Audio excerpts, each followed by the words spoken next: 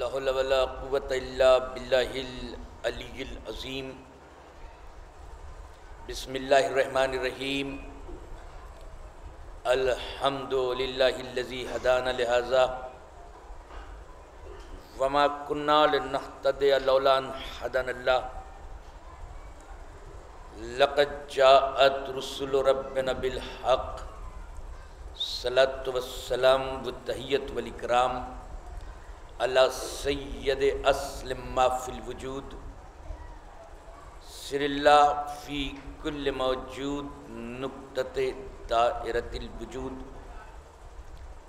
صاحب لواء الحمد والمقام المحمود، الخاتم لما سبق والفاتح لمن غلق، المعلن الحق بالحق، ابی القاسم محمد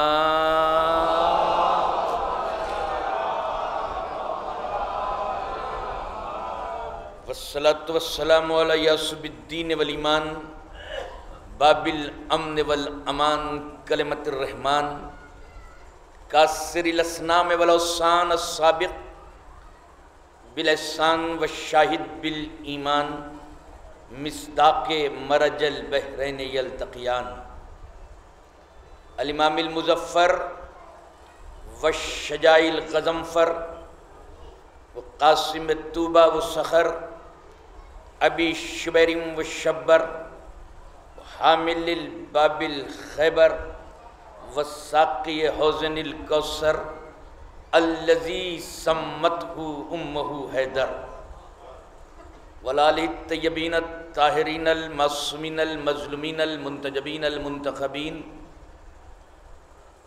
ولعنۃ اللہ علی اعدائہم اجمعین من یومنا ھذا الی یوم الدین۔ اما بعد فقد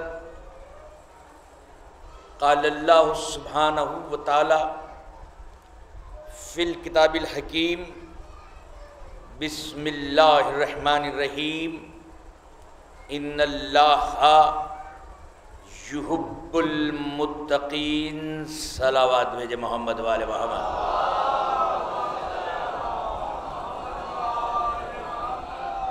عظمت محمد وآل محمد پر بلند ترین صلوات بھیجیے۔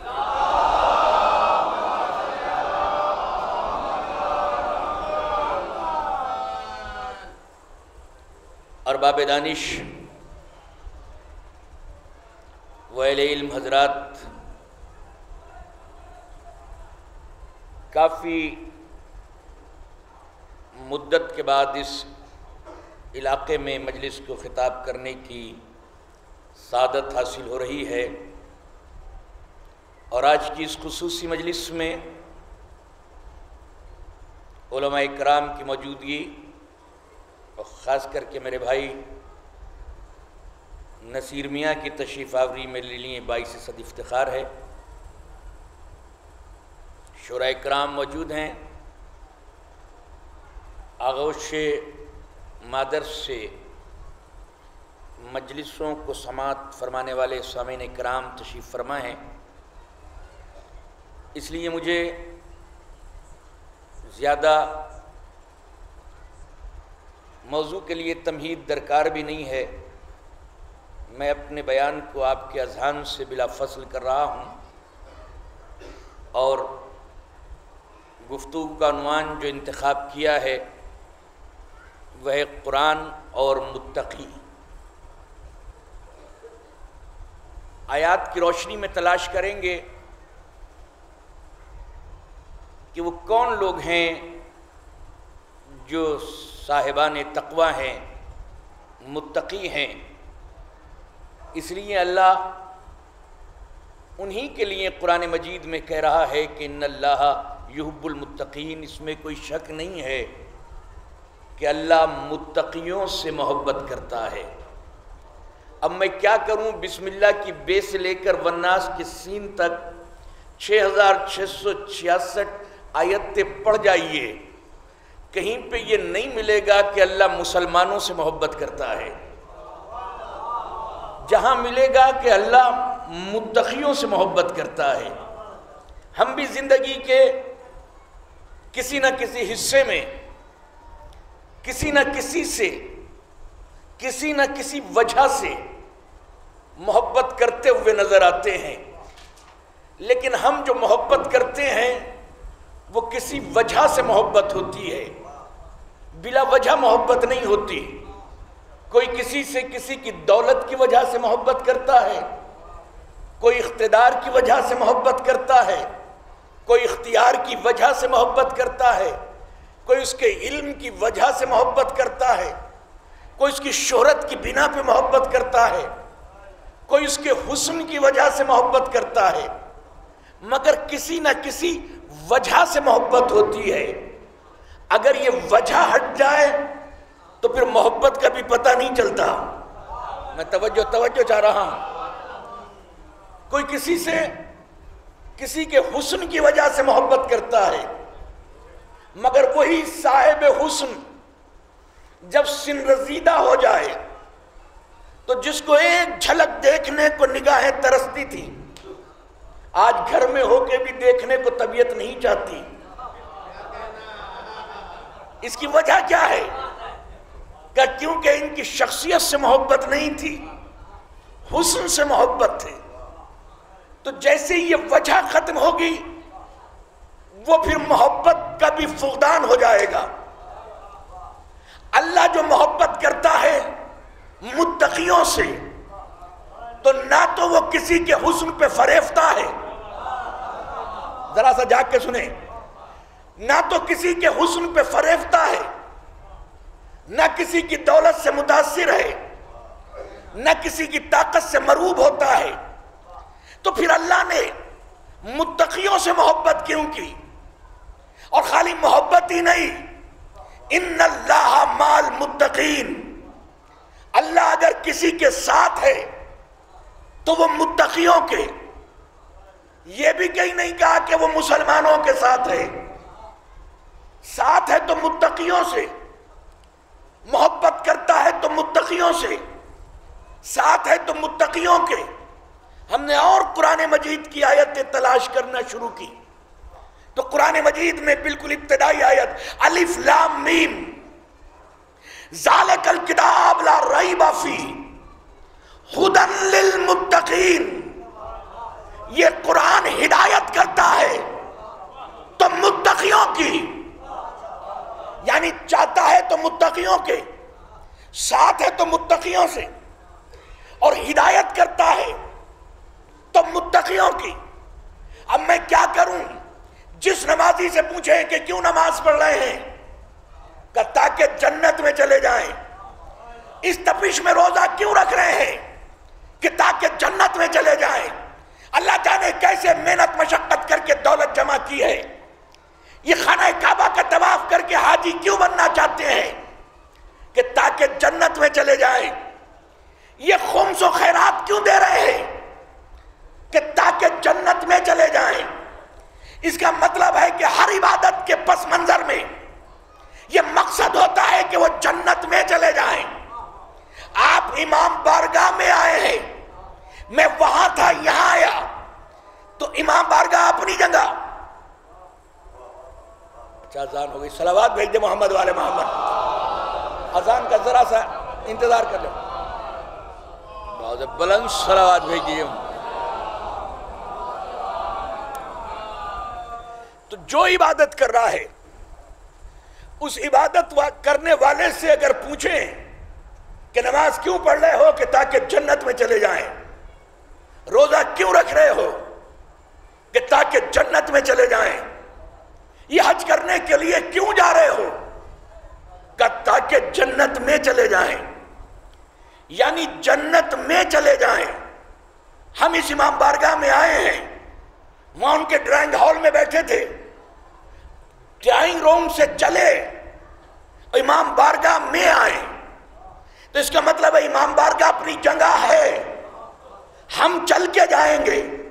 نمازی جنت میں جائے گا، جنت اپنی جگہ، یہ چل کے جائے گا۔ روزے دار جنت میں جائے گا، روزے دار چل کے جائے گا۔ جنت اپنی جگہ رہے گی، مگر آپ قرآن سے پوچھیں کہ متقیوں کے لیے کیا کہا؟ ازلفت الجنت للمتقین، متقی جنت میں نہیں جائے گا بلکہ جنت خود متقیوں کے قدموں میں آئے گی۔ صلوات بھیجتے نا محمد والے محمد، یہ ہے سرکار۔ اب دیکھیں سیکوینس،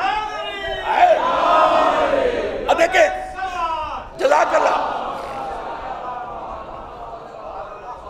بہت دنوں میں آئے ہیں، مجھے اچھا لگتا ہے الہ آباد یا الہ آباد کے اطراف میں مجلس کو خطاب کرنا، پیارے سامعین ہیں ماشاءاللہ، کوئی جملہ کوئی حرف میرا ضائع کبھی ہوا ہی نہیں آپ کے سامنے، مجھے آپ سے کبھی زندگی میں شکایت ہی نہیں رہی جب بھی آیا ہوں۔ اس لیے عزیزان محترم، ہر موضوع ہر جگہ منتخب بھی نہیں ہوتا، آپ کی سماعتوں کو دیکھتے ہوئے میں نے اس کا انتخاب کیا ہے۔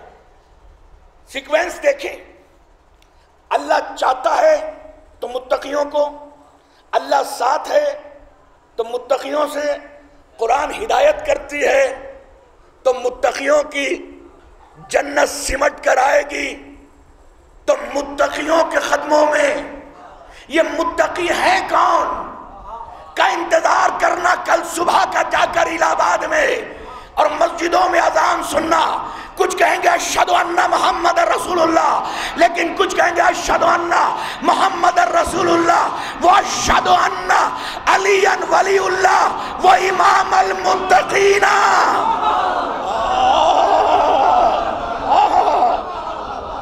علی امام ہے، علی امام ہے تو متقیوں کے، اس کا مطلب یہ ہے کہ اگر علی کی امامت کے علم کے سائے میں زندگی گزارنا چاہتے ہو تو آپ کو متقی بننا پڑے گا، ورنہ زبان سے علی علی کہتے رہو، علی کی پرچم کا سایہ نصیب اگر رکھنا چاہتے ہو تو آپ کو متقی بننا پڑے گا۔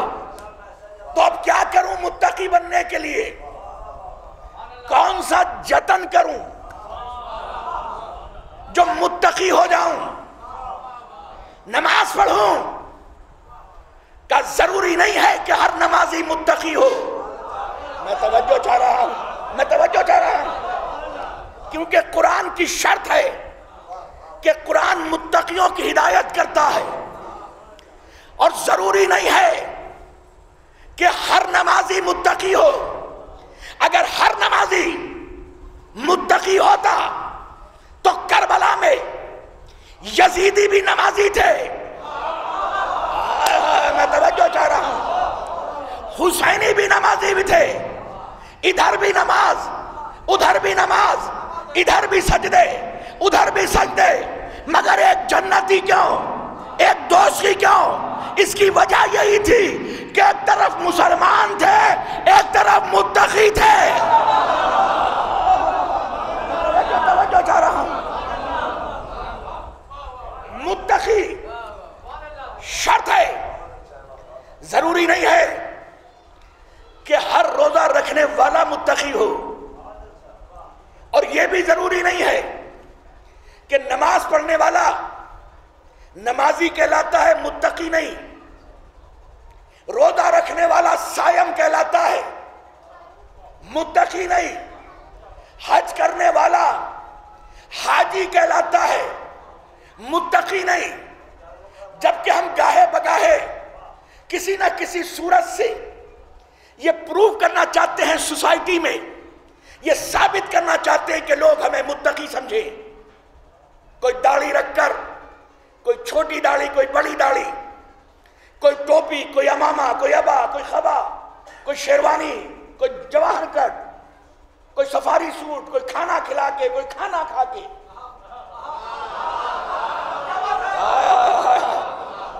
ہر طرح سے یہ ثابت کرنا چاہتا ہے کہ لوگ ہمیں متقی سمجھیں۔ گلے میں گمچھا، ہاتھ میں مسواک، سرما، بلا وجہ جھک جھک کے سلام، مجلس میں بیٹھے ہیں کمر میں لگائے ہوئے، دیکھا ہوگا تسبیح پڑھ رہے ہیں۔ بھائی مجلس سننے آئے ہو یا تسبیح پڑھنے؟ تاکہ دیکھنے والے متقی سمجھے۔ مگر میں کیا کروں، کیا کیسے واضح کروں کہ تقوی کا تعلق نہ تمہاری داڑھی کے سائز سے ہے نہ تمہارے لباس سے ہے۔ مصطفیٰ چاہتے چاہے اوپر سے بدلو نہ بدلو، دل تمہارا متقیوں والا ہونا چاہیے، دل تمہارا خوف الہی والا ہونا چاہیے۔ پھر کیا کروں، کون سا جتن کروں، کیا کرم کروں جو متقی بن جاؤں؟ اچھا، متقی کی ایک چھوٹی سی مثال، آج کل ایک بیماری خدا نہ کرے کسی کو ڈیٹیکٹ ہو جائے، شوگر، یہ ایسی بیماری ہے جس نے ٹیسٹ نہیں کرایا اسی کو شوگر نہیں ہے۔ میں توجہ چاہ رہا ہوں۔ امریکہ میں ایک مولانا تھے ہمارے فیض آباد کے، اور ہم ایک جگہ رکے ہوئے تھے، اور جو ہمارے ہوسٹ تھے، جو میزبان تھے، وہ روزانہ صبح اپنا شوگر ٹیسٹ کرنے کے لیے بیٹھ جاتے تھے۔ کیا کمبخت کام کر رہے ہو روزانہ، نحوست کا، دنیا کیا کیا کام کرتی ہے، صبح ٹیسٹ کرنے بیٹھ جاتے ہیں۔ کہا آپ نے کبھی چیک کرایا؟ کہا چیک تو جب کراؤں جب کوئی علامت ہو۔ کہا یہ آج چیک کر کے دیکھا تو 560 شوگر، منہ کھلا کا کھلا رہ گیا۔ تو جس نے چیک نہیں کرائی آج کل شوگر اسے نہیں ہے، اور جس نے کرا لی اسے ہے۔ 80-90% لوگوں کو ہو رہی ہے، اور خدا نہ خواستہ جسے ڈیٹیکٹ ہو جائے کہ شوگر ہے تو ڈاکٹر اس پہ پابندی لگاتا ہے، کل سے آپ بریانی نہیں کھائیں گے، آلو نہیں کھائیں گے، تلی ہوئی چیزیں نہیں کھائیں گے، جلیبی، پکوڑا سب بند۔ اگر زیادہ شوگر ہوئی تو پکوڑا فیکٹری تو بالکل بندی ہو جائے گی۔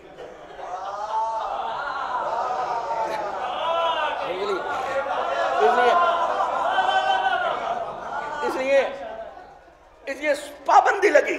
اب ایک جملہ آپ سے کہہ رہا ہوں، پیارا جملہ آ رہا ہے زبان پر، یہ فطرت بشر ہے نصیر بھائی، جس چیز پہ پابندی لگتی ہے وہی کرنے کو دل چاہتا ہے۔ میں توجہ چاہ رہا ہوں، جتنے شوگر پیشنٹ ہیں وہ سب سے زیادہ چٹورے ہو جاتے ہیں، چھپ چھپ کے کھانا کھاتے ہیں، اور بیگم صاحبہ ساری محبت بچوں کو کہہ کے دکھا دیتی ہیں، خبردار ابو دعوت میں جا رہے ہیں کچھ کھائیں نہیں، اور وہ پہرے دار بن کے اولاد جو ہے وہ ابو کو میٹھا نہیں کھانے دیتی۔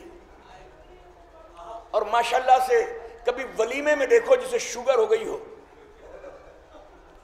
ولیمے میں آج کل ہمارے یہاں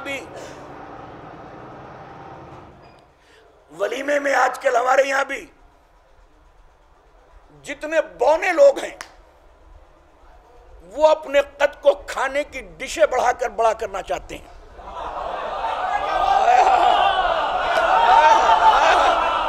میں توجہ چاہ رہا ہوں۔ وہاں سے ڈش لگنی شروع ہوئی، یہ سنیکس، یہ ویجیٹیرین، یہ چائنیز، یہ نان ویج، وہ ادھر کارنر پہ مشروبات، ادھر حقہ، پان، اور ادھر آپ نکلتے چلے جائیے۔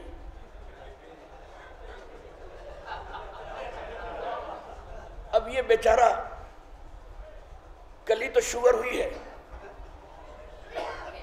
لمبی سی سانس لی، سیخ کباب کی خوشبو آئی، سیخ کباب کھائے، شامی کو چھوڑا نہیں، نہاری کو ناراض نہیں کیا، پائے میں دلچسپی لی، مٹھائی سے کھیلے، جوس مشروبات پیے۔ جب فری چیز ہوتی ہے تو آدمی ایک کی جگہ دو اٹھاتا ہے، میٹھے پان ایک منہ میں دو راستے میں کھانے کے لیے، حقے کے لیے کوکو کولا، فینٹا، کافی، پیٹ ایسا کر لیا جیسے کوئی ڈاکخانہ، کوئی چیز ڈاکخانے کا باکس ہوتا ہے، کوئی چیز چھوڑی نہیں. اب صبح ہوئی تو چہرے پہ سویلنگ. بیگم نے کہا کیا ہوا؟ کہا پتہ نہیں، گولی جو ڈاکٹر نے بتائی تھی آج تو میں نے 2 کھائی. کہ ذرا ڈاکٹر کو دکھا کے آؤ. ڈاکٹر نے جو چیک کی تو شوگر 600. کہا میں کیا کھایا تھا؟ کہ سرکار دوا کھائی تھی. کہ دوا نہیں، پہلے یہ بتاؤ کہ رات ڈنر میں کیا تھا؟ کہ یہ کھاتے چلے گئے. تو ڈاکٹر کو غصہ آیا کہ خبردار، کتنی ہی دوائی کھاؤ، اگر پرہیز نہ کرو گے تو کوئی دوائی فائدہ نہیں دے گی. ارے کتنی ہی نمازیں پڑھو، اگر متقی نہ بنو گے تو سجدے فائدہ نہیں دیں گے.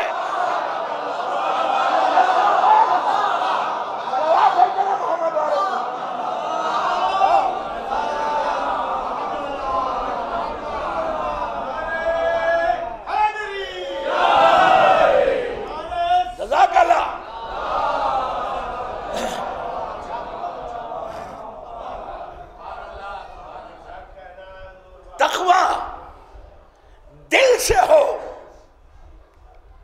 اچھا ایسے وقت میں اب میں کیا کروں کہ جب یہ ولیمہ ہوتا ہے، ولیمہ، تو کچھ لوگ ایسے ہوتے ہیں جو بخیل ہوتے ہیں، کنجوس، جنہوں نے کبھی اپنا دسترخوان نہیں دکھایا اور وہ ہر دسترخوان کی رونق بنے رہے. اور ماشاءاللہ میں نے ایک جملہ کہیں پہ کہا تھا کہ جو بڑے لوگ ہوتے ہیں نا، وہ کچھ اسٹرگل کرتے ہیں، سنگھرش کرتے ہیں تو مشہور ہوتے ہیں، مگر یہ بخیل کنجوس آدمی ایسا ہوتا ہے کہ بنا سنگھرش کیے مشہور ہو جاتا ہے. علاقے میں، گاؤں میں، محلے میں، پڑوس میں، اڑوس میں، شہر میں لوگ دور سے پہچان جاتے ہیں. اور لوگ اس سے اکثر مذاق کرتے ہیں جب کہیں ولیمہ کا کھانا ہوتا ہے، کیونکہ جو ولیمے میں آتے ہیں، پوری توجہ، جو ولیمے میں آتے ہیں، وہ جو ولیمے کے بانی ہوتے ہیں، جو میزبان ہوتے ہیں، ان کو لوگ آ کے سلام کرتے ہیں، لوگ انہیں لفافہ دیتے ہیں، وہ ان کو کھانے کو پیش کرتے ہیں. لیکن کچھ لوگ ایسے ہوتے ہیں کہ جو آتے ہی ہیں صرف سلام کرنے، کہ سرکار سلام، کہ کھانا کھائیے، کہ حضور سلام، کہ وہ لیجئے، کہ سرکار سلام، کہاں بریانی کھائیے، کہ حضور سرکار چلے جائیں. کہ بھئی کیوں آئے ہو؟ کہ سرکار آج غریبی دور کر دو، ہم کچھ لینے آئے ہیں نیک لینے کے لیے. تو بہت سے لوگ اشارہ کرتے ہیں وہ جو کنجوس آدمی سفاری سوٹ پہنے ہوئے کھانے پہ کھانا کھا رہا ہے، اس کے پاس جاؤ، اس سے جا کے لو. مگر کبھی کبھی کنجوس بھی بڑا اچھا جملہ بول دیتا ہے. جب اس کے پاس یہ سلام کرنے والے جاتے ہیں تو کہتے ہیں کہ بھائی ہمیں کچھ نیک دو. کہ میں نیک دوں؟ میں کس لیے؟ میں کوئی دولہا کا وارث تھوڑی ہوں. جو دولہا کا وارث ہے وہ دے گا، وہ کونے میں کھڑا ہوا جو دولہا کا چچا ہے. پتہ چلا ولیمے میں نیک وہ ہوتا ہے جو دولہا کا وہ دیتا ہے، جو دولہا کا وارث ہوتا ہے. اب مجھے پتہ نہیں کہ ابو طالب نے نکاح پڑھا یا نہیں پڑھا، ابو طالب نے کلمہ پڑھا یا نہیں پڑھا. مجھے تو یہ بتاؤ کہ محمد کے ولیمے میں وہ خیرات کا تھیلا کس کے پاس تھا جو غریبوں کو بٹ رہا تھا؟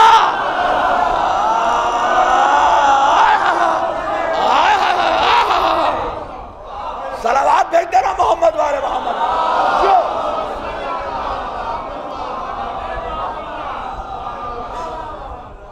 تو سرکار بات یہاں ہو رہی ہے کہ پھر متقی کیسے بنوں؟ نہ نماز پڑھ کے ضروری نہیں ہے کہ متقی ہوں، روزہ رکھ کے ضروری نہیں ہے کہ متقی بن جاؤں، حج کر کے ضروری نہیں ہے کہ متقی بن جاؤں، زکوٰۃ دے کے ضروری نہیں ہے کہ متقی بن جاؤں. کہ پھر متقی بنوں تو کیسے بنوں؟ آؤ سر پہ قرآن رکھ کے فیصلہ کرتے ہیں قرآن سے کہ متقی کون ہے، تو قرآن نے آواز دی وَمَن يُعَظِّمْ شَعَائِرَ اللَّهِ فَإِنَّهَا مِن تَقْوَى الْقُلُوبِ، جس کے دل میں بھی اللہ کی نشانیوں کا تعظیم ہے بس وہ متقی ہے۔ نہ اتنی خاموشی سے تھوڑی پڑھ کے گزرنا ہے، جیسے آپ سمجھ رہے ہیں کہ میں آپ ایسے بولیں گے اور میں پڑھ کے گزر جاؤں گا۔ جس کے دل میں اللہ کی تعظیم ہے، وہ من یعظم، جو اللہ کی تعظیم کرتا ہے نشانیوں کی، اللہ کی نہیں، اللہ کی نشانیوں کی۔ اب یہ نشانی کیسے پتا چلے کہ نشانی ہے کیا؟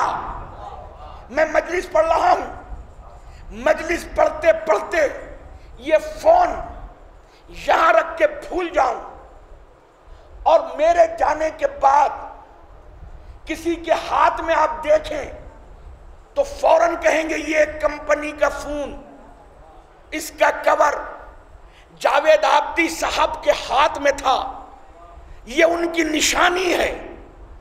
پتہ چلا نشانی وہ ہوتی ہے جسے دیکھ کر اس کا مالک یاد آ جائے۔ مجھے اب مزہ آ رہا ہے، میں بہت تیزی سے گزروں گا۔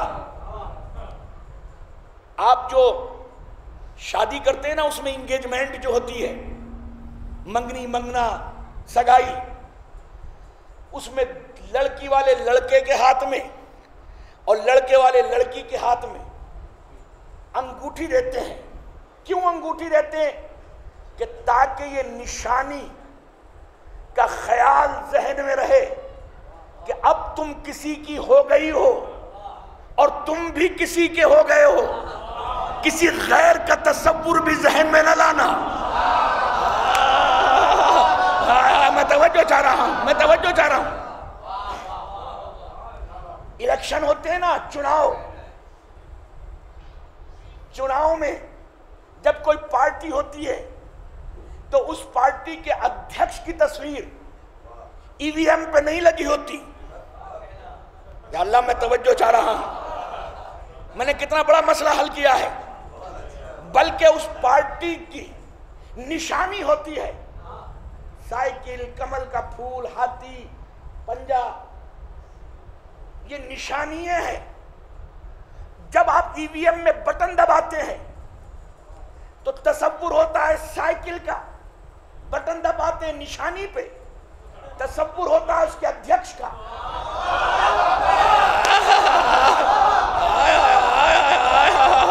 میں توجہ چاہ رہا ہوں۔ بٹن دباتے ہیں کمل کا، تصور ہوتا ہے اس کے ادھیکش کا۔ یعنی پارٹی کی نشانی ہوتی ہے، اس کی تصویر نہیں ادھیکش کی۔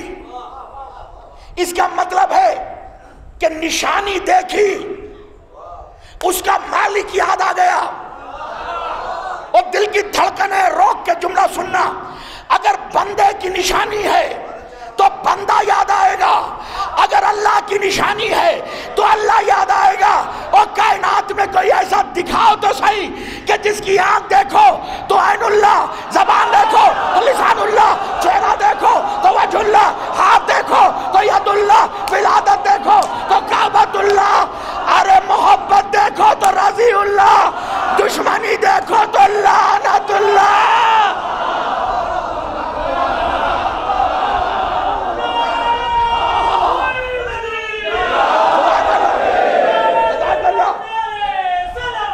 جزاک اللہ سرکار، جزاک اللہ، جزاک اللہ۔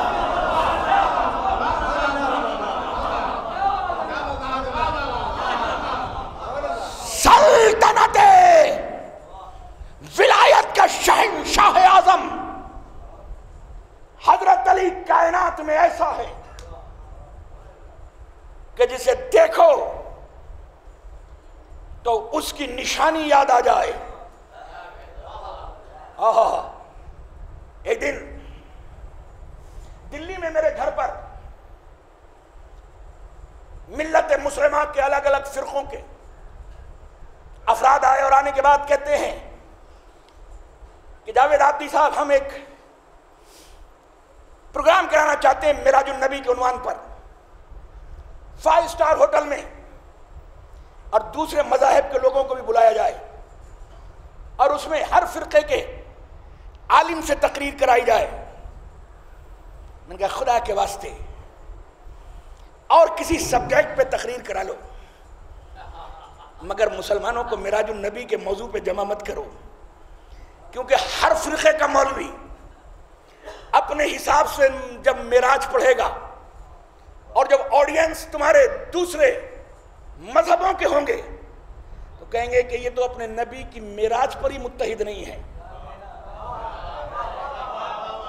ایک کہیں گے کہ نبی کو معراج جسمانی ہوئی، دوسرے کہیں گے روحانی ہوئی، ایک کہیں گے سدرۃ المنتہا پہ حضرت رسالت مآب رک گئے، جبرائیل آگے چلے گئے، ایک کہیں گے نہیں جبرائیل رک گئے، نبی آگے چلے گئے، ایک کہیں گے قاب قوسین و ادنیٰ پہ نبی رکے، پردے کے پیچھے جبرائیل امین کا ہاتھ نظر آیا، کچھ کہیں گے پردے کے پیچھے جبرائیل نہیں حضرت علی تھے۔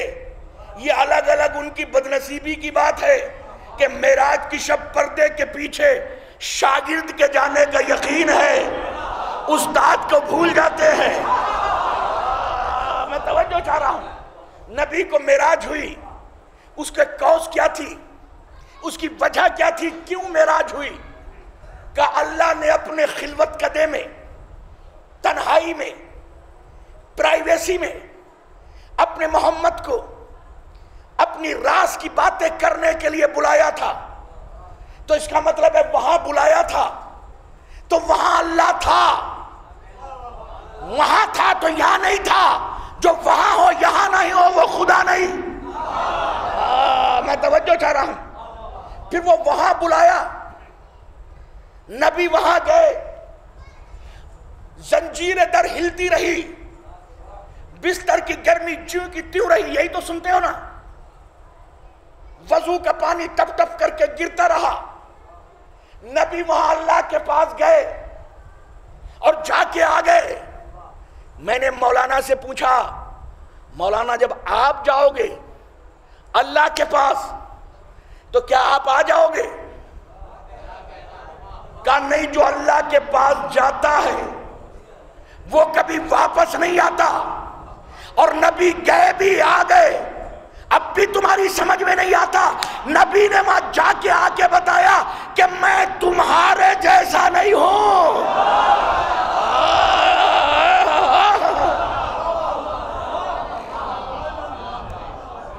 وہاں گئے سدرۃ المنتہا پر، جبرائیل رک گئے۔ بھئی جو آپ سنتے ہیں میں اسی سے کچھ باتیں نکال کے آپ تک پہنچا رہا ہوں۔ رک گئے وہاں، آگے نہیں بڑھوں گا۔ کہ کیوں نہیں بڑھو گے؟ کہ بالوں پر جل جائیں گے۔ جہاں سے محمد کی سرحدوں کا آغاز ہوتا ہے وہاں سید الملائکہ کی سرحد کا اختتام ہوتا ہے۔ رک گیا۔ کون؟ جبرائیل۔ کیوں رکا؟ کیونکہ یہ سرحد تھی منتہا، منتہا بنا انتہا سے۔ انتہا انگریزی میں جملہ کہوں، لاسٹ ڈیسٹینیشن، آخری منزل، آخری حد، آخری سرحد جبرائیل ہے، فرشتہ زندگی بانٹنے والا۔ اس نے اپنی سرحد رات کی تاریکی میں بتا دی کہ میری منزل منتہا یہ ہے۔ ایک فرشتہ وہ ہے جو اسرائیل ہے، جو موت بانٹتا ہے۔ ہم نے اس کو اپنی تجسس کی نگاہوں سے دیکھا کہ جبرائیل کی منزل تو وہ ہے جو سدرۃ المنتہا پہ ہے۔ جبرائیل کے بعد ملک الموت کو دیکھا، اسرائیل کو۔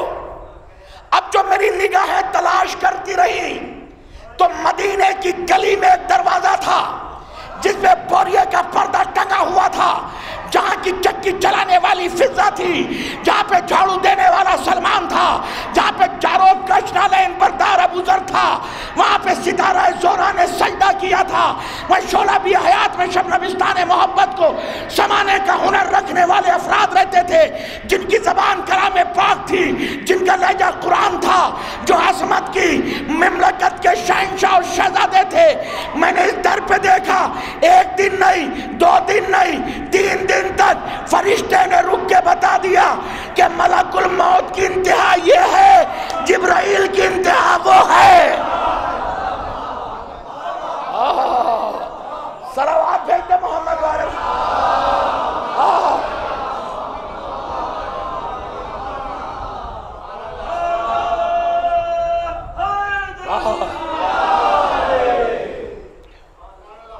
تین دن تک دروازے پر روکا۔ اچھا، یہ ملک الموت کیا لے کے آیا تھا در سیدہ پہ؟ یہ تو انہی کی تاریخیں بھی ہیں، بی بی کی۔ کیا لے کے آیا تھا در فاطمہ پہ؟ کوئی دسترخوان جنت تو نہیں لے کے آیا تھا نا، کوئی باغ ارم کے میوے تو نہیں لے کے آیا تھا، کچھ جنت کے باغیچوں کے پھول تو لے کے نہیں آیا تھا۔ کیا لے کے آیا تھا؟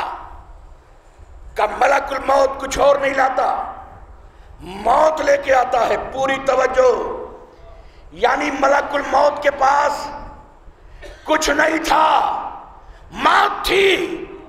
سیدہ نے چوکھٹ کے باہر 3 دن تک صرف ملک الموت کو نہیں روکا، بلکہ موت کو روک کے بتایا کہ اب پتہ چلا جو فاطمہ کے در سے باہر ہے وہ موت ہے، جو اندر ہے وہ زندگی ہے۔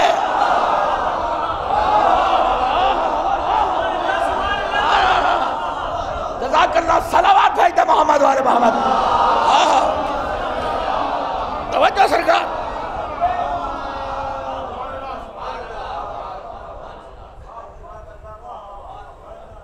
کیا وجہ تھی کہ نبی کو معراج ہوئی؟ کیا وجہ تھی؟ نبی جبرائیل رک گئے، رات دن کی جانی پہچانی آواز پردے کے پیچھے سے آئی، الیہ الیہ، میرے قریب آؤ، اور قریب آؤ، اور قریب آؤ، اور قریب۔ نبی 2 کمان یا اس سے بھی کم کے فاصلے پر رک گئے۔ رات دن کا جانا پہچانا لہجہ تھا، آواز تھی، ہاتھوں کا کھلایا ہوا ہاتھ نظر آیا۔ اب دیکھیں، لوگ کہتے ہیں یہ مقصر کیا ہیں؟ آج کل بہت چل رہی ہے نا ٹرمولوجی کہ مقصر کیا ہیں، جو کہتے ہیں اچھا معراج میں انہوں نے تو نبی سے پہلے علی کو بھیج دیا، اس کا مطلب ہے علی کو معراج پہلے ہوئی، نبی کو بعد میں وہاں پہلے بھیج دیا۔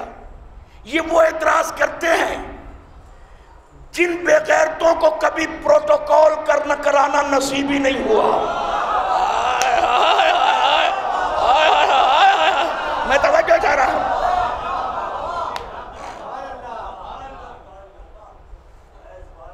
غلام عباس بھائی ہمارے نوحہ خان بیٹھے ہیں، 10 سفر کو انہوں نے ہمارے ساتھ نوحہ پڑھا وہاں پر مجلس میں، مجلس کے بعد ہماری اس کی سی ڈی امریکہ میں گئی تو ماشاءاللہ ان کے نوحے کی بڑی تعریف ہوئی امریکہ میں، اور لوگ کہہ رہے تھے ماشاءاللہ وہاں پر تو انڈیا میں گورے لوگ بھی نوحہ پڑھتے ہیں،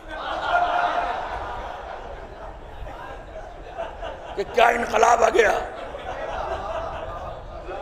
کہ یہ انڈیا کی کیسٹیں گوروں کو بھیجنی چاہیے۔ اور کیا تلفظ ہے دیکھو گورے آدمی کا، اور ایسا تلفظ خاف خیب بالکل صحیح پڑھ رہے ہیں۔ تو بہرحال وہ میں انہیں دیکھا سامنے تو مجھے یاد آ گئی بات۔ عزیزان محترم،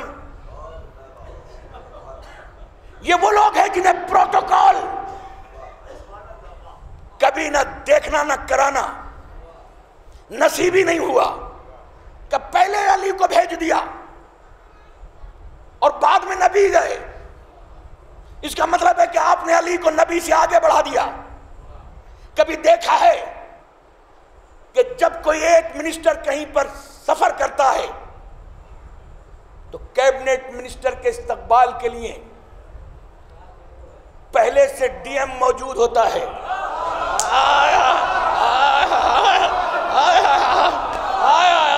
میں توجہ چاہ رہا ہوں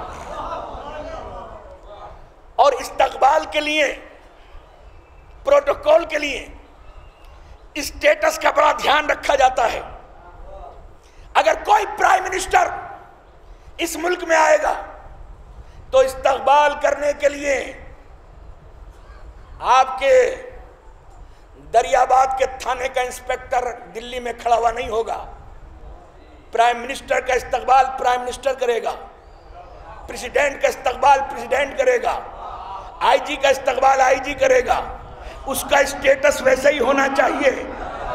اب لا مکان اپنے مکان میں،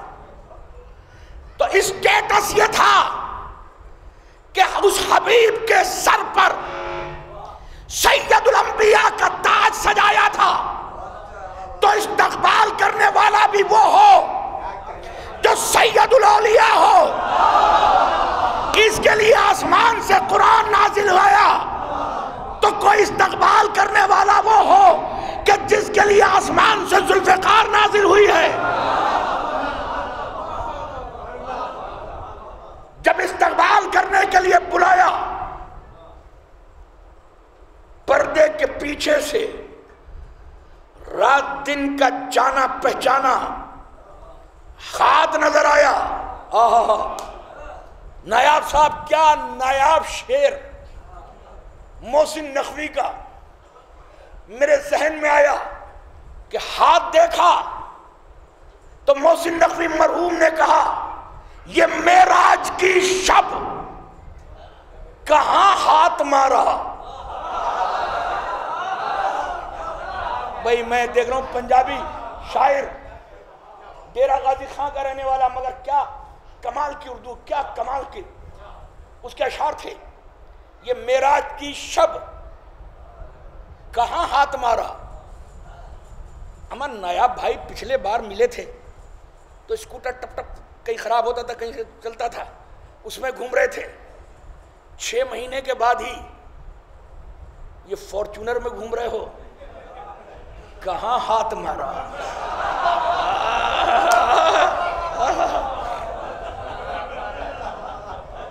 یہ معراج کی شب کہاں ہاتھ مارا کہ ہم سے بھی پہلے کے آئے ہوئے ہیں۔ اب دیکھنا جس نے زندگی میں کبھی داد نہ دی ہو وہ قسم کھا کے بیٹھے کہ دوسرے مصرے پہ نہیں بولنا۔ اگر غدیر کی مٹی سے گندھا ہوا ہے اور ولایت کی ذرا سی ہوا بھی لگی ہے، یہ معراج کی شب کہاں ہاتھ مارا کہ ہم سے بھی پہلے کے آئے ہوئے ہیں۔ کہاں دیکھ کر دست حیدر نبی نے یہ بازو میرے آزمائے ہوئے ہیں۔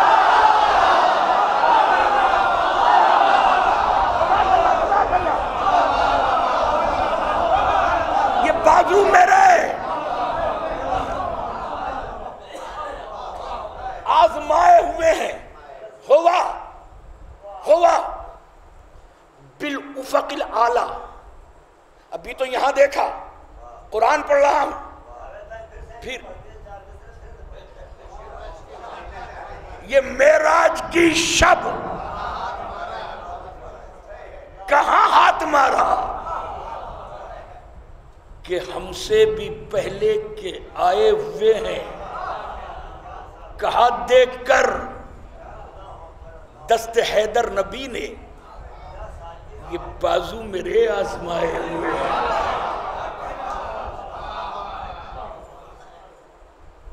ہوا بالافق الاعلی، پھر اسے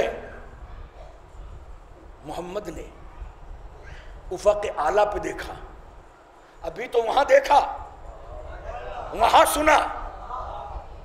یہ کیسا خدا تھا جو دکھائی بھی دے رہا تھا اور سنائی بھی دے رہا تھا؟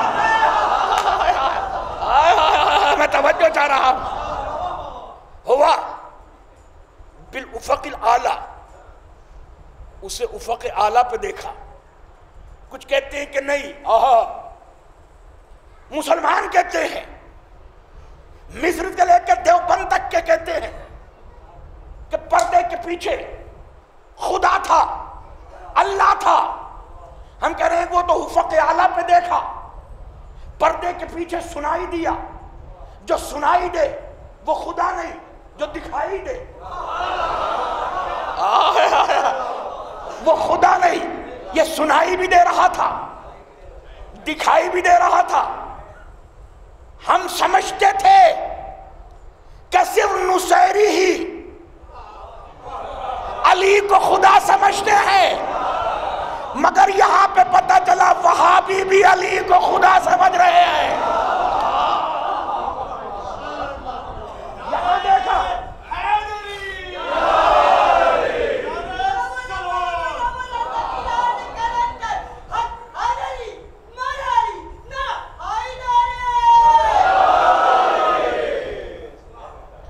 اسے افق اعلیٰ پہ دیکھا،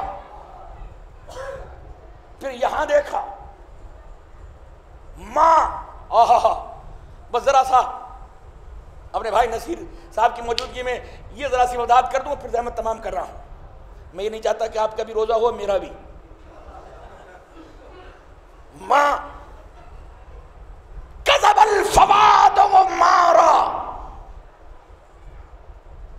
ماں کذب الفواد، میری طرف دیکھنا۔ اسے پردے کے پیچھے دیکھا، پھر اسے افق اعلیٰ پہ دیکھا۔ ما کذب الفواد ومارا، جو کچھ بھی محمد کی نگاہوں نے دیکھا، محمد کے دل نے اس کا انکار نہیں کیا۔ ابھی تک تو ترجمے میں یہی سنا تھا نا، اب تھوڑا سا ایلوبریٹ، ایکسپلین، وضاحت، گہرائی میں جا کے موتی نکال کے آپ کو دینا چاہتا ہوں۔ را عربی گرامر میں کہتے رائے تو میں نے آنکھوں سے دیکھا۔ جب کوئی چیز آنکھوں سے دیکھی جاتی ہے وہاں پہ استعمال ہوتا ہے رائے تو زیدن، میں نے اپنی آنکھوں سے زید کو دیکھا، یعنی محمد نے وہاں آنکھوں سے دیکھا۔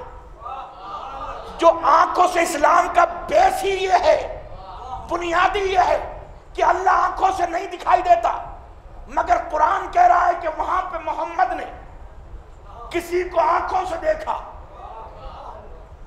پھر کہا ما کذب الفواد، فواد اور قلب دو چیزیں ہیں عربی میں۔ قلب اکثر کیفیت کے لیے بھی استعمال ہوتا ہے، اور فواد جو سینے کے پنجڑے میں پپیتے کی شکل کا 200 250 300 400 بہت موٹا ہے تو 500 گرام کا جو پیس ہوتا ہے، جو 1 منٹ میں 72 مرتبہ دھڑک کر زندگی کا اعلان کرتا ہے، یعنی زندگی اسی کی ہے جس کا تعلق 72 سے ہو۔ میں توجہ چاہ رہا ہوں۔ یہ جو لوتھڑا گوشت کا پیس ہوتا ہے جسے آپ ہارٹ کہتے ہیں، یہ فے واو الف دال فواد عربی میں، جو عربی کا لٹریچر کا ادیب ہوگا۔ اور قلب، میرا آپ پہ دل آ گیا، اب دل ٹوٹ کے کہیں یوں تھوڑی آتا ہے،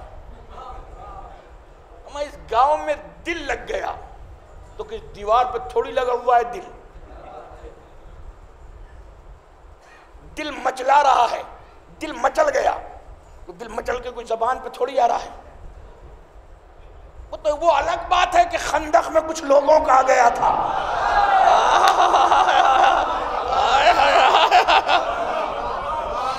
متوجہ چاہ رہا ہوں، اور وہ میں نے اس لیے کہا کہ قرآن نے کہا ہے۔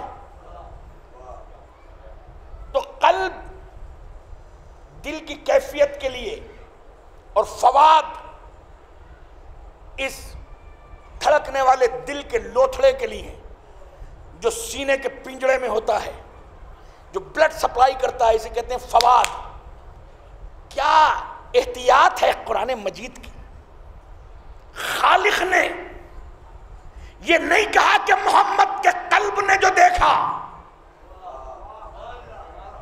جو محمد کی نگاہوں نے دیکھا، اس کے قلب نے انکار نہیں کیا۔ اگر قلب ہوتا تو آج عرب کا ادیب لکھ دیتا کہ دل کی کیفیت کی بات ہو رہی ہے، مگر اللہ نے فواد کر کے بتا دیا کہ محمد کا وہاں دل بھی موجود تھا، نگاہیں بھی موجود تھی۔ تو اس کا مطلب ہے کہ محمد کو معراج روحانی نہیں ہوئی تھی، جسمانی ہوئی تھی۔ صلوات بھیجتے نا محمد والا، جزاک اللہ، جزاک اللہ سرکار۔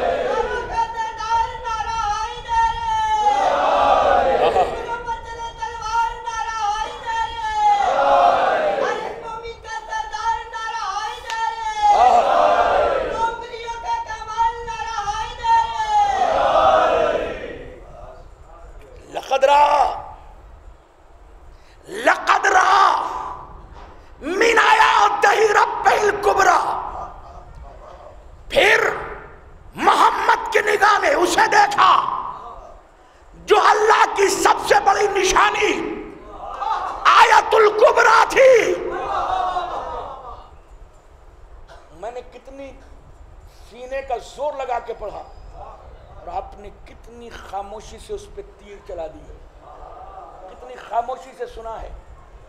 محمد کی نگاہوں نے جو دیکھا، کیا دیکھا ابھی تک پتہ نہیں تھا، مگر اس کے دل نے اس کی تصدیق کی، مصطفیٰ نے اس کا دل تصدیق کر رہا تھا، آنکھیں دیکھ رہی تھی۔ کیا دیکھا؟ لقد رأى من آیات ربہ الکبریٰ، اللہ کی سب سے بڑی نشانی آیت الکبریٰ کو دیکھا۔ سمجھ میں نہیں آ رہا تھا کہ آیت الکبریٰ ہے کون۔ وہ تو ایک روز مسجد کوفہ میں ابو طالب کا لال جب اپنی پاکیزہ زبان سے جمعہ کا خطبہ دے رہا تھا تو کسی لمبے قد کے چھوٹے صحابی نے، یا اللہ کتنا بڑا جملہ کیسے سن رہے ہو، اتنے لمبے قد کے چھوٹے صحابی نے کھڑے ہو کر پوچھا کہ یا علی یہ بتا دیجئے، میں کسی کا نام نہیں لے رہا، یا علی یہ بتا دیجئے کہ آپ کی اپنی عظمت کیا ہے۔ ایک مرتبہ نبی نے علی نے مسکرا کے کہا او بیٹھ جا، تو مجھے کیا سمجھے۔ نبی نے اپنی آنکھوں سے جسے معراج کی شب عرش عظیم پہ دیکھا، وہ آیت الکبریٰ میں ابو طالب کا بیٹا علی ہوں۔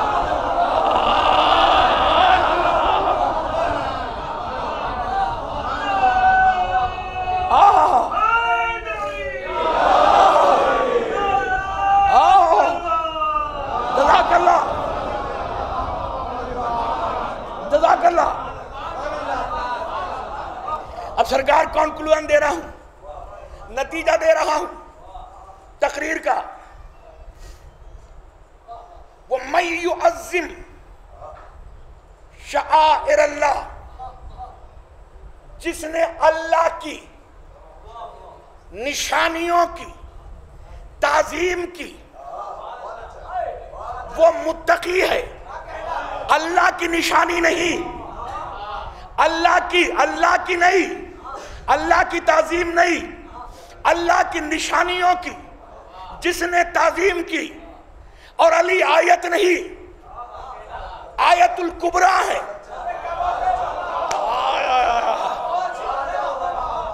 آج سرکار نصیر بھائی کی موجودگی میں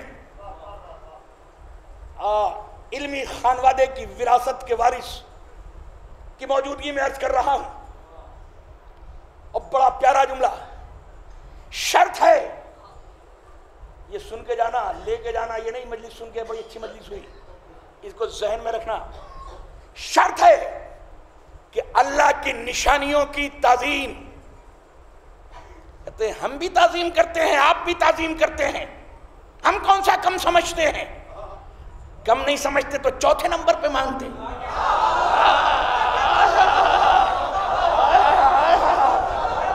میں توجہ چاہ رہا ہوں، ہم بھی تعظیم کرتے ہیں۔ لے جاؤ میری اس تقریر کو کسی مدرسے میں، مسلمانوں کے کراؤ، سب جھوم جھوم کے کہیں گے ہم بھی تعظیم کرتے ہیں علی کی۔ میں کہا تم تعظیم نہیں کرتے، تسلیم کرتے ہو۔ ذرا سا ایکسپلین کرنا چاہتا ہوں، مجھے مجلس پڑھنے کے لیے آپ نے بلایا،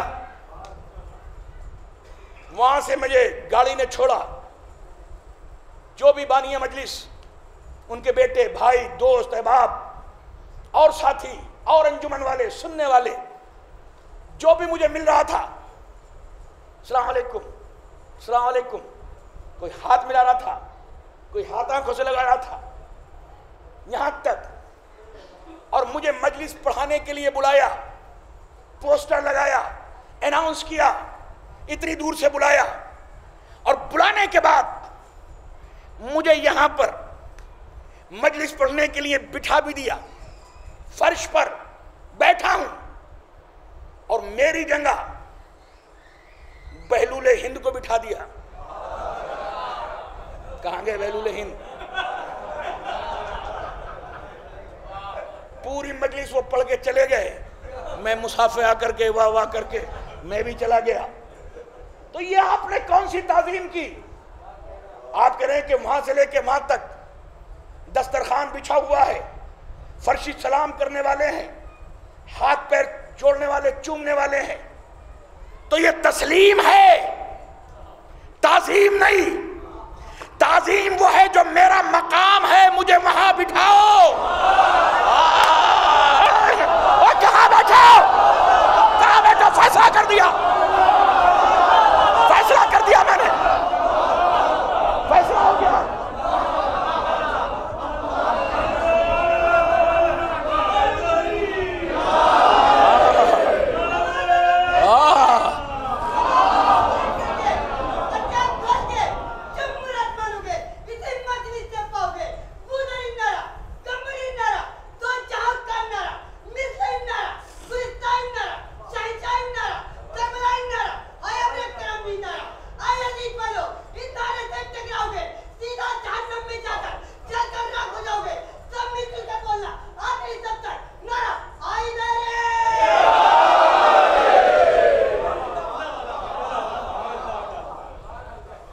وہ تسلیم ہے۔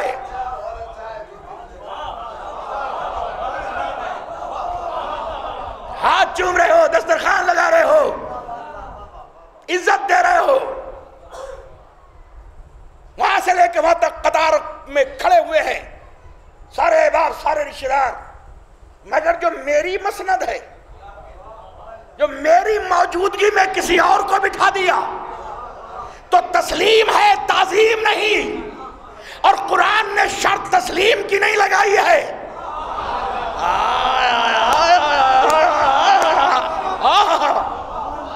قرآن نے شرط لگائی ہے، وَمَن يُعَظِّمْ شَعَائِرَ اللَّهِ، جس نے تعظیم کی اللہ کی نشانیوں کی، وہ متقی ہے۔ تعظیم دکھاؤ کہ تعظیم کی یا نہیں۔ کالی کو ان کی جگہ پہ بٹھایا،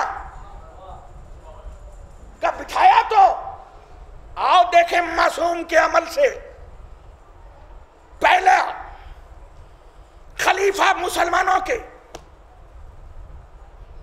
یہاں نبی بیٹھتے تھے، یہاں نبی بیٹھتے تھے، پہلے خلیفہ یہاں بیٹھے، ان کے احترام میں دوسرے یہاں بیٹھے، ان کے احترام میں تیسرے یہاں بیٹھے. قدوسین کی نگاہیں دیکھ رہی تھی، آکاش کی آنکھیں ترس رہی تھی، فرشتے ٹکٹکی لگا کے دیکھ رہے تھے، فضائیں جھوم جھوم کے ایک دوسرے سے گلے مل کے دیکھ رہی تھی کہ شاید ابو تراب پہ بیٹھ کے فیصلہ کرے گا. مگر ایک مرتبہ ابو طالب کی لال کا پالا ہوا گہر نایاب صفوں کو چیرتا ہوا مسلمانوں کی آگے بڑھا. پہلی جگہ، دوسری جگہ، تیسری جگہ کو پیروں سے رونتا ہوا اسی جگہ بیٹھا جہاں محمد بیٹھے تھے. ٹھہر جا. اگرچہ علی یہاں کی جگہ یہاں بیٹھ جاتے تو یہاں میں اور یہاں میں فاصلہ ہو جاتا تو تمہیں اذان میں بلا فصل پڑھنے کا حق نہ رہتا.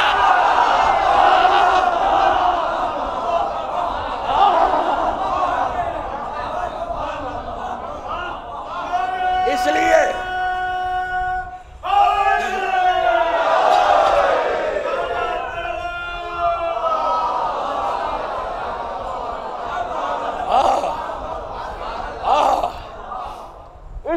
بلا فاصل علی اسی مسند پہ بیٹھے جہاں پر نبی بیٹھتے تھے.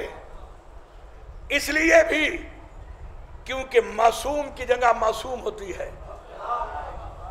یہ ہے تعظیم. جس نے تعظیم کی، اب آیت ملا دوں، جس نے تعظیم کی جنت میں وہ جائے گا نہیں.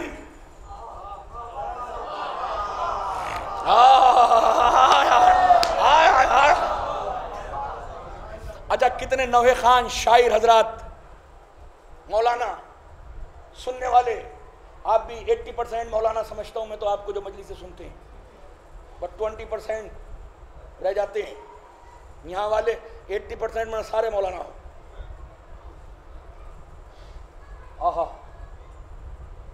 ان شاعروں کے کلام کو انڈیکس بنا کے کبھی تحقیق کرنا اور دنیا کے سارے چھوم کے جب پڑھیں گے کہیں گے کملی والے جنت میں لے جانا، ہمیں معاف کرنا، جنت کا در دکھا دینا، جنت میں پہنچا دینا. لیکن ان دیوانوں کو جو پنجتن کے شاعر ہیں، کبھی جنت کو ٹھوکر مارتے ہوئے، ٹھکراتے ہوئے، انکار کرتے ہوئے، منہ نہیں لگاتے ہوئے دیکھیں گے. اس لیے استاد قمر جلالوی نے 4 مصرے کہے تھے، تجھی سے پہلے اس پوری تقریر کو سمجھا ہوگا، پھر 4 مصرے کہیں گے، تجھی سے پیار کرتے ہیں، تیرا احسان ہے مولا، ہمارے پاس بخشش کا یہی سامان ہے مولا، اور در شاہ نجف کو چھوڑ دے جنت کے بدلے میں، یہ سودا ہم نہیں کرتے، ہمیں نقصان ہے مولا.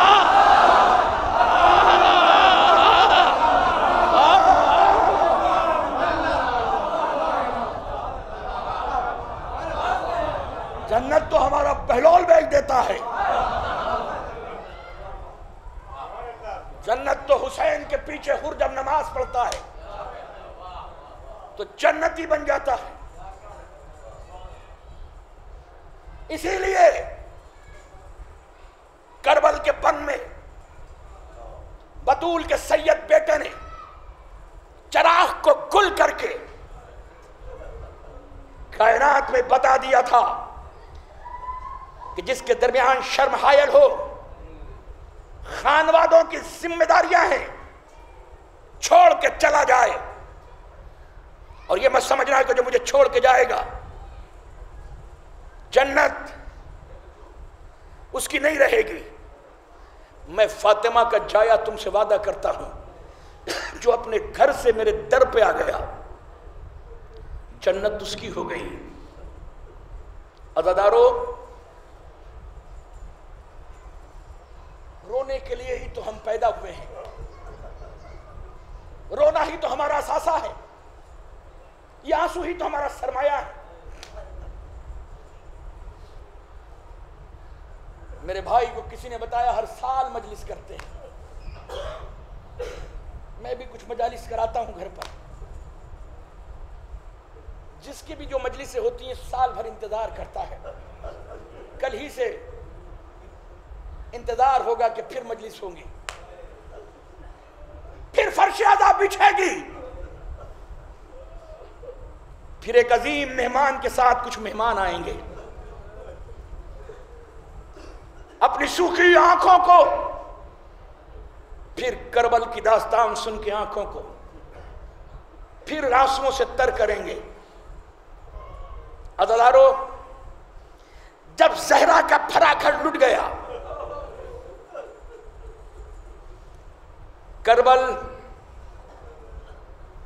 حسین کے دوستوں کا لہو پی چکی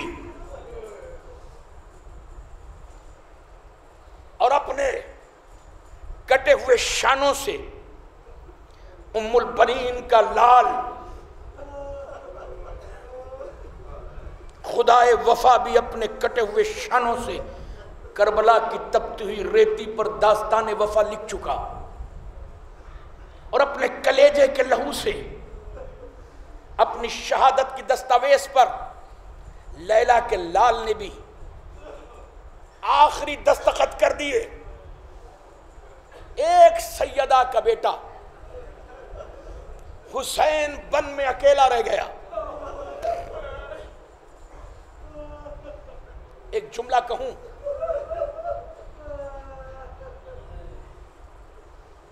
اللہ نے کچھ رشتے بڑے مقدس بنائے ہیں عزیزارو، بہت مقدس،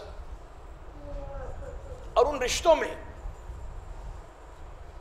بھائی اور بہن کا رشتہ بڑا پاکیزہ،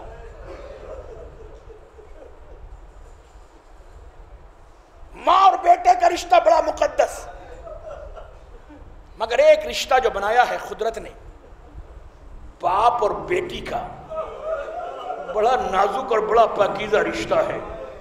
جس کے بیٹیاں ہیں وہ جانتا ہے کہ جب آنگن میں چھوٹی سی بچی ٹہلتی ہے تو ایسا لگتا ہے کہ باپ کے سینے سے اس کا دل نکل کر آنگن میں بیٹی کی شکل میں ٹہل رہا ہے۔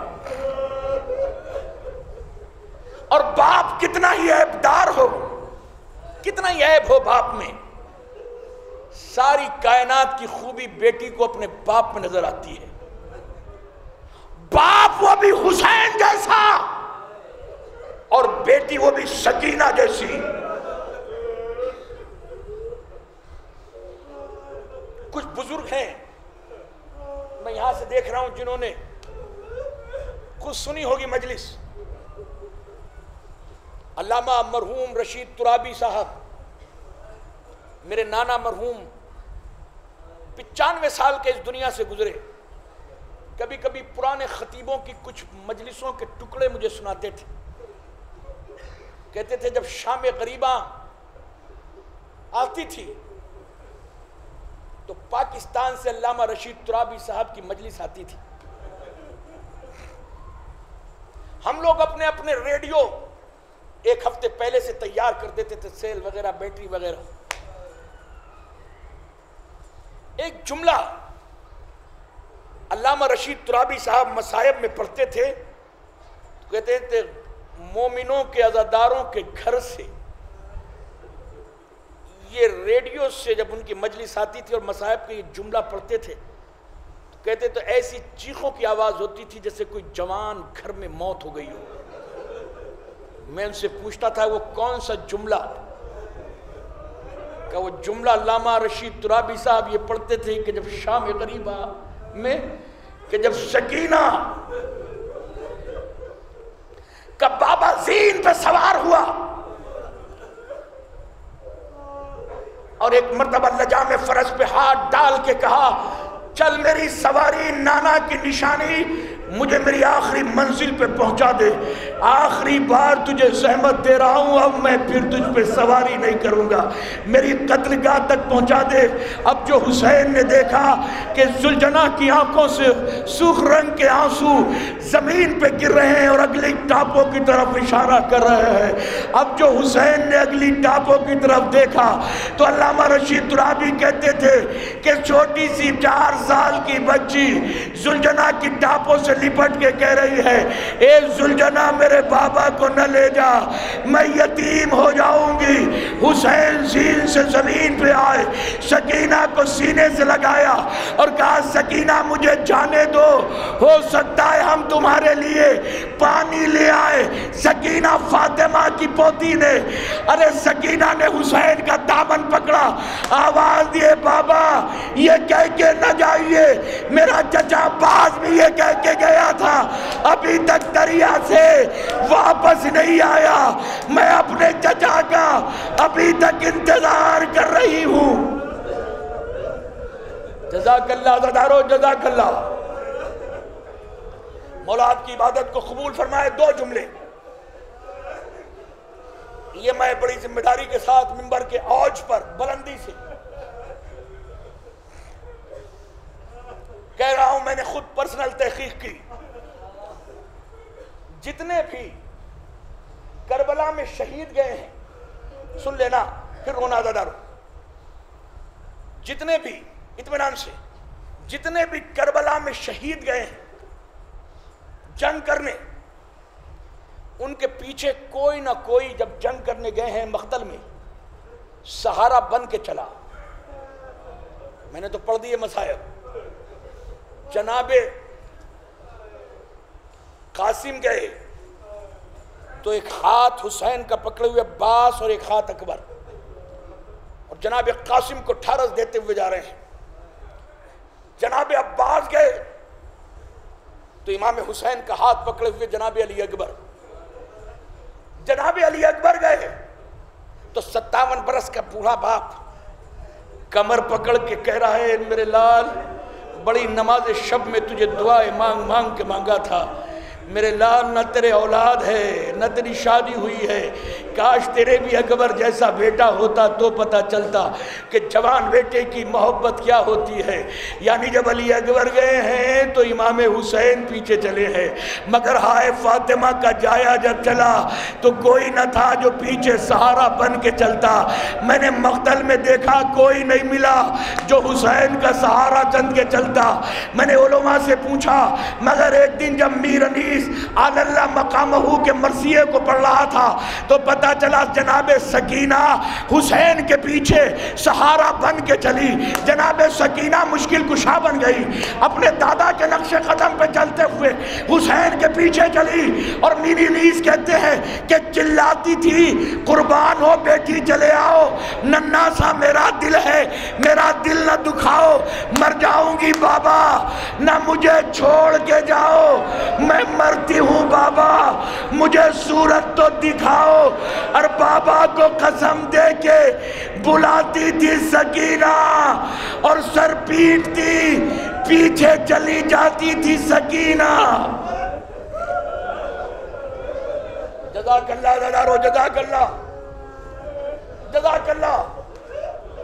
حسین مقتل میں گئے، جا کے ہزاروں کو فنار کیا، لڑتے لڑتے ایک ایسے لاشے کے قریب پہنچے جو شانے کٹا کے سو رہا تھا، آواز دی عباس اپنی جنگ دکھا دی، پیاسے حسین کی جنگ نہیں دیکھو گے۔ اور یہ کہہ کے یلغار کر کے حسین کہتے تھے ارے ظالموں اب کہاں جا رہے ہو، تم نے میرا عباس مار ڈالا، تم نے میرے رباب کا جھولا اجاڑ دیا، تم نے میرا 13 برس کا یتیم قاسم کی لاش پامال کر دی، تم نے میرا 18 برس کا موزن ذبح کر دیا۔ عزادارو عزادارو عزادارو، بس 2 جملے۔ مختار کے دربار میں جب شمر ملعون کو گرفتار کر کے لایا گیا تو مختار بے ہوش ہو گئے۔ مختار نے پوچھا اے شمر مجھے اتنا بتا دے، جب تو نے میرے مولا کو ذبح کیا تھا کوئی ایسی وصیت تو نہ تھی جو ہم تک نہ پہنچی ہو؟ شمر جیسا ظالم کہتا ہے مجھے مار دے، مگر اس وقت کا منظر مجھ سے نہ پوچھ۔ کہ بتانا کیوں نہیں چاہتا کہ جب سے میں نے پیاسے گلے پہ گند خنجر چلایا ہے، اول تو مجھے رات کو نیند نہیں آتی، جب کبھی تھک کے سو جاتا ہوں اللہ جانے کون نقاب پوش بی بی آ کے مجھ سے ایک ہی سوال کر کے کہتی ہے، اے شمر مجھے اتنا بتا دے میرے لال نے تیرا کیا بگاڑا تھا؟ میں نے اپنے لال کو چکیا پیس پیس کے پالا تھا۔ کہا میں کچھ نہیں جانتا۔ دو جملے عزادارو، میں کچھ نہیں جانتا مجھے بتا۔ عزادارو تو ایک مرتبہ شمر کہتا ہے جب تیرے آقا نے ہزاروں کو فنار کر دیا تو عرش سے آواز آئی، یا ایتھا النفس المطمئن، پلٹا اس رب کی طرف جو تجھ سے راضی ہو گیا۔ رضا الہی کے لیے ذوالفقار حیدری کو میان میں رکھا، جس کے پاس جو تھا وہ لے کے چلا۔ کوئی تیر مار رہا تھا، کوئی تبر پھینک رہا تھا۔ عزادارو جب میں نے مصائب میں پڑھا نا تو قیامت گزر گئی کلیجے پہ کہ جس کے ہاتھ میں کچھ نہ تھا وہ پتھر لیتا تھا اور حسین کے اوپر مار دیتا تھا۔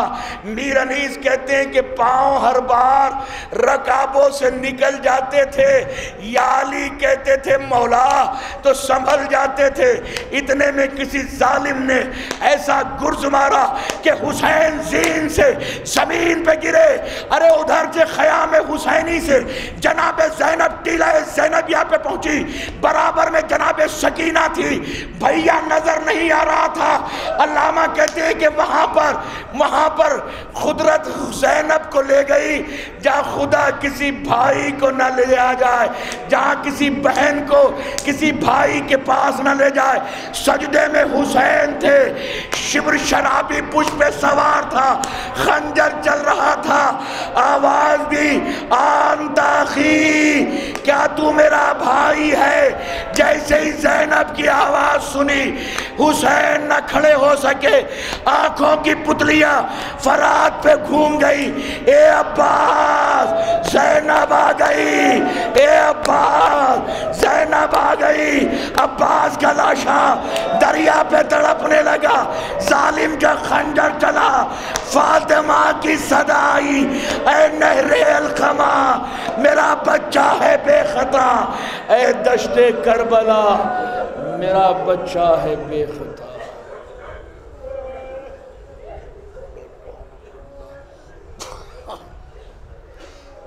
قوم الظالمین سیعلم الذین ظلموا ایہم منقلب ینقلبون۔ پالنے والے رب حق، جتنے مومن اور مومنات اس مقدس مجلس کو سماعت کر کے جو دعائیں مانگ رہے ہیں ان کی تمام دعاؤں کو باب قبولیت تک پہنچا۔ پالنے والے جو علیل ہیں بصدقہ بیمار کربلا انہیں صحت کاملہ عطا فرما۔ جو مقروض ہیں حضرت ختیجۃ الکبریٰ کی اس دولت کا واسطہ جو اسلام پہ صرف ہو گئی، ان کے قرض کو غیب سے ادا فرما دے۔ حاضرین مجلس اور بانی مجلس کی توفیقات میں اضافہ فرما دے۔ پالنے والے نوجوان نسل کو شریعت مصطفیٰ کا پابند بنا دے۔ ہمارے مومن اور مومنات میں اتحاد اور اتفاق قائم رکھ۔ اے رب جلیل ہماری اس مختصر سی عبادت کو قبول فرما لے، ہمیں آئندہ نیکیوں کی توفیق عنایت فرما۔ یہ اپنے لیے، آپ کے لیے، بانی مجلس، ذاکرین مجلس، شاعر مجلس اور تمام حاضرین کے لیے خصوصی دعا کر رہا ہوں۔